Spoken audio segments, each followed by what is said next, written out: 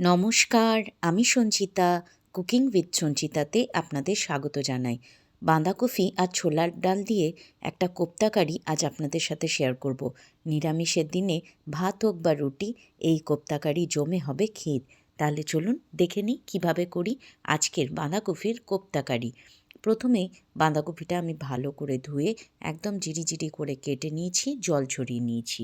এরপর এর মধ্যে সামান্য একটু লবণ দিয়ে 15 মিনিট রেখে দেবো সাইডে, যাতে এর থেকে জলটা বেরিয়ে যায়।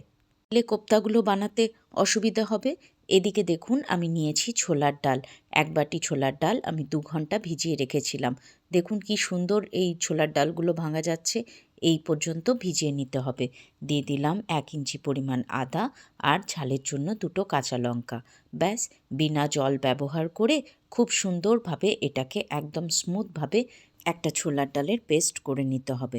একটুও জল ব্যবহার করবেন না, নাহলে কিন্তু কোপ্তাগুলো গড়তে খুব অসুবিধে হবে, জল কেটে যেতে পারে। দেখুন একদম মসৃণভাবে আমি পেস্টটা বানিয়ে নিয়েছি, কোনো প্রকার দানা নেই। একটু সময় সাপেক্ষ, তবে চাইলে আপনারা কিন্তু শিলনোড়াতেও বেটে নিতে পারেন, তাতেও খুব সুন্দর আসবে। এদিকে দেখুন 15 মিনিট হয়ে গেছে, বাঁধাকপির থেকে আমাদের পর্যাপ্ত পরিমাণে জল বেরিয়ে গেছে, বাঁধাকপিটা নরমও হয়ে গেছে।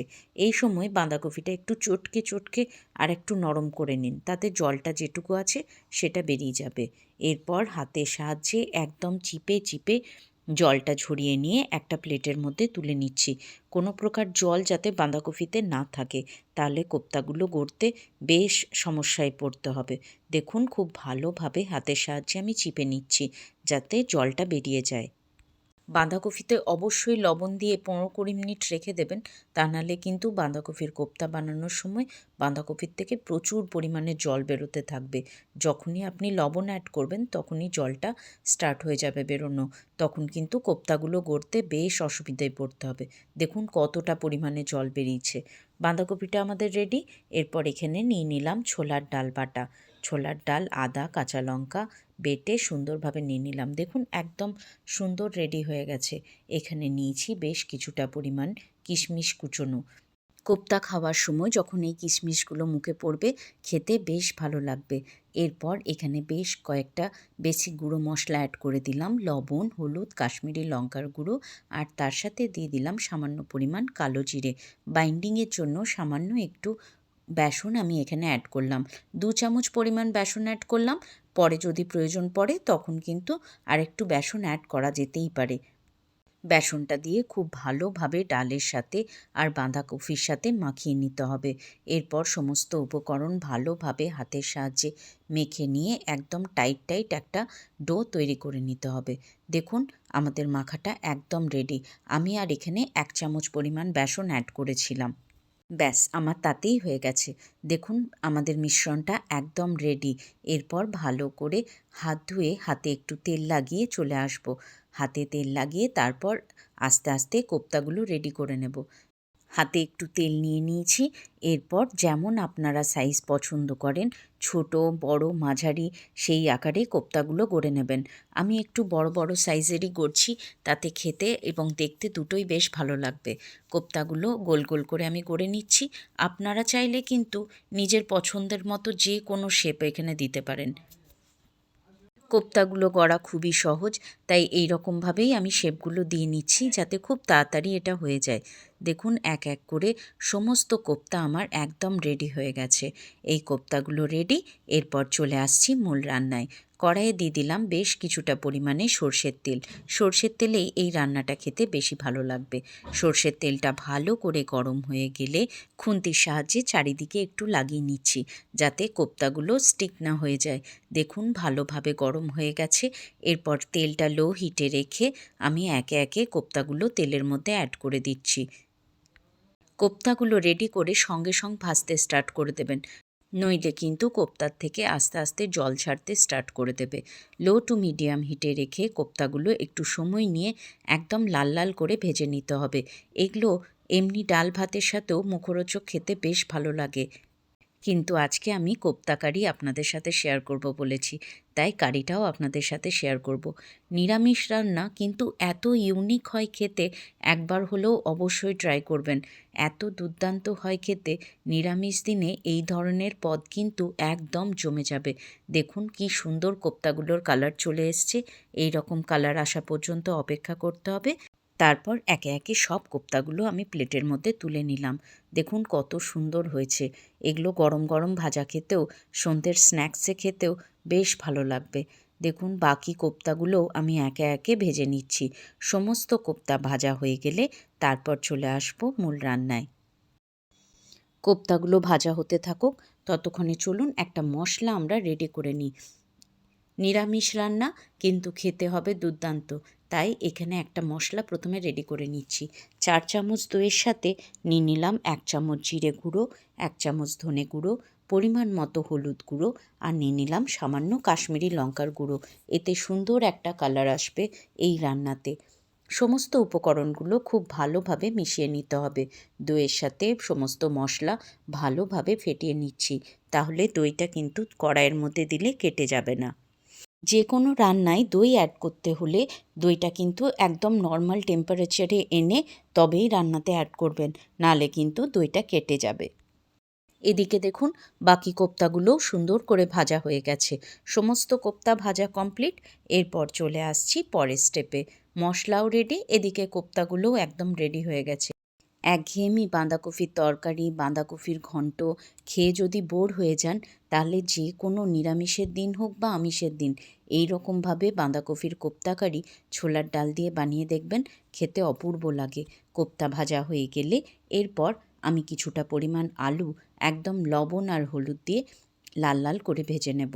এই আলুগুলো এই কোপ্তা কারিতে খেতে বেশ ভালো লাগবে। আমি লবণ আর হলুদ দিয়ে আলুগুলো ভেজে নিচ্ছি। আপনারা কিন্তু শুধুও কোপ্তা কারিটা করতে পারেন, যদি চান তাহলে আলুটা বাদও দিয়ে দিতে পারেন। আমার এই রান্নাতে একটু আলুটা ভালো লাগে, তাই আমি আলুটা এখানে অ্যাড করলাম।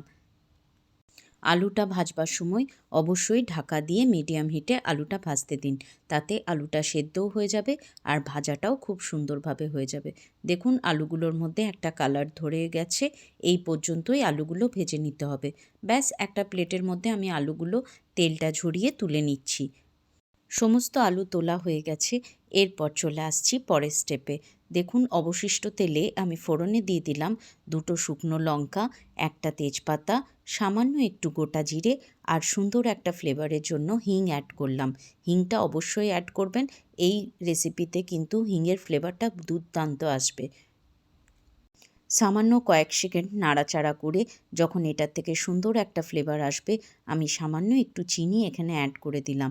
নাড়াচাড়া করে চিনিটা যখন একটু ক্যারামেল হয়ে আসবে, তখন আমি এখানে যে ছোট ছোট টমেটোগুলো থাকে সেই টমেটোগুলো 2 থেকে 3 টুকরো করে নিয়ে এরকমভাবে অ্যাড করে দিলাম, যাতে টমেটোগুলো একদম গলে না যায়। টমেটোটা অ্যাড করে এরপর যে মশলাটা আমি রেডি করে রেখেছিলাম দই, জিরে গুঁড়ো, ধনে গুঁড়ো, হলুদ গুঁড়ো দিয়ে, সেই মশলাটা এখানে যোগ করে নিয়ে খুব ভালোভাবে কষিয়ে নিতে হবে, যতক্ষণ না মশলাটার থেকে সুন্দরভাবে তেলটা রিলিজ হয়ে যাচ্ছে। এই সময় গ্যাসের আঁচটা একদম লো টু মিডিয়াম হিটে রেখে মশলাটাকে কষিয়ে নিতে হবে। সামান্য বাটি ধোয়া জল এখানে অ্যাড করে দিলাম। এরপর নাড়াচাড়া করে চাপা দিয়ে রেখে দেব 3 থেকে 4 মিনিট একদম লো টু মিডিয়াম হিটে, তাহলে মশলাটা একদম সুন্দরভাবে কষানো হয়ে যাবে। দেখুন 3-4 মিনিট পর মশলাটা একদম সুন্দরভাবে কষানো হয়ে গেছে।